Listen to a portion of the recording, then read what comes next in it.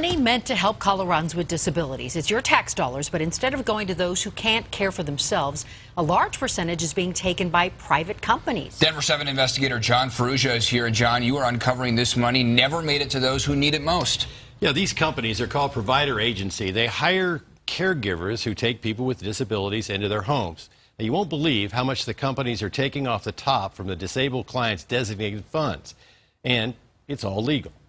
No, sweetie. I have to cook his meals, wash his laundry, make sure he takes his meds, take this off. I do everything for him because he's not able to do any of those things himself. How are you today? Good. Both Erlene Anderson and Elizabeth Metcalf have been caring for the same severely disabled people for years. It's something that you do from your heart. You do it because you love it, and you love taking care of people. Want to go for a walk? You consider them as family. Each of them receives taxpayer funds paid at a daily rate for the care of their clients. Here's how it works. Each disabled person receives state and federal Medicaid dollars for care and monthly Social Security funds for room and board. That pool of money, or the total benefit, is designated for each disabled person and is paid to what is called a provider agency. That provider agency then hires subcontractors, the caregivers, to take the disabled into their homes. One of the large provider agencies in the state that hires people like Elizabeth, Erlene, and Erlene's son, who is also a caregiver, is a company called Support Inc. And they're getting rich off of these clients. You're saying that these companies are taking millions off the top at the expense of disabled people?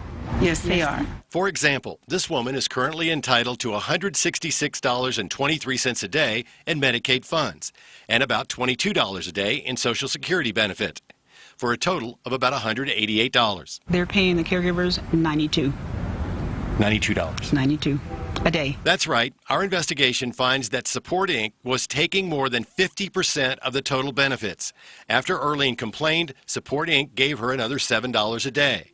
And Elizabeth says she was getting only $90 a day for one of her clients with the same disability level. These clients are their cash cow. We don't have any authority to direct how those funds are expended. Barbara Ramsey heads the division of the State Department of Health Care Financing that is responsible for dispersing taxpayer Medicaid funds and ensuring that disabled people are given proper care. You're not following the money. No.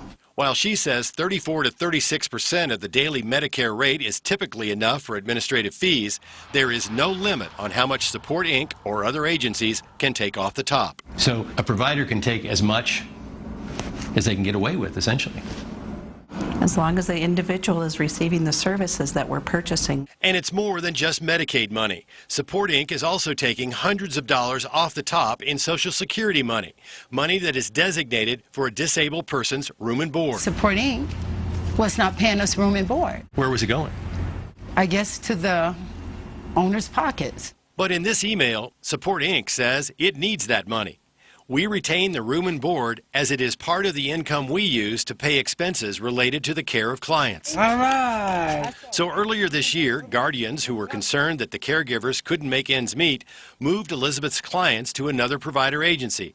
She says they are now getting much larger payouts that include Social Security. So you went from $90 to $131 a day, $41 difference a day. Yes. It's $1,200 a month. There. And that allowed her to replace her small car with this van that can accommodate wheelchairs. So now with that van, we can load up and take off during the weekends and do whatever we want to do. The state is paying for them to be able to go out in the community and enjoy life. It's not paying for Support Inc. and these other companies who are retaining this money to pocket it and make their bank accounts fat. Support Inc. CEO Dennis Kirkman declined an on-camera interview, but a company representative claimed in an email that his company negotiates with host home providers, compensating them 60 to 85% of the published daily Medicaid rate, with the remainder being retained by the company to cover administrative and management costs. He claims this approach is common among service agencies. But there is no mention of Support Inc. keeping hundreds of dollars in monthly Social Security. And these companies, unfortunately, have found themselves a loophole. But it's legal. It's legal.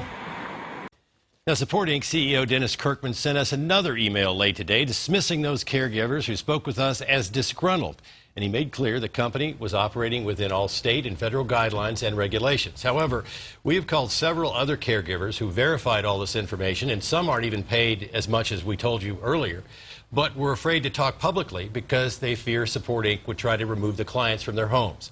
We're now talking with state legislators about this apparent lack of oversight and how they are considering legislation to address it. We'll have more later on that this week. I'm Denver 7 investigator John Ferrugia.